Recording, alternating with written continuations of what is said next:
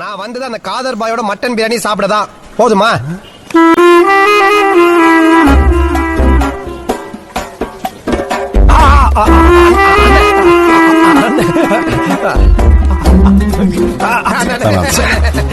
அந்த தம்பி எந்த வேலையா இருந்தாலும் அப்படியே விட்டுட்டு ஏன் பிரியாணி சாப்பிட வந்துருவார்ல, அப்படி ஒரு பாசம். அண்ணனுடைய பிரியாணிக்கு ஏன் நாக்கு அடிமை. அண்ணன் பாக்கதான் காண்டா மிருகத்தை கட் பண்ணி போட்ட மாதிரி இருப்பாரு. ஆனா அண்ணனுடைய கை பக்குவம் தூக்கத்துல இருந்து கூட கை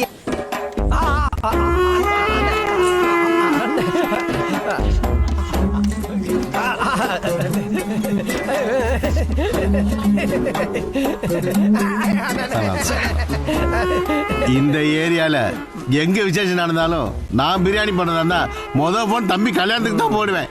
அந்த தம்பி எந்த வேலையா இருந்தாலும் அப்படியே விட்டுட்டு ஏன் பிரியாணி சாப்பிட வந்துருவார்ல, அப்படி ஒரு பாசம். அண்ணனுடைய பிரியாணிக்கு ஏன் நாக்கு அடிமை.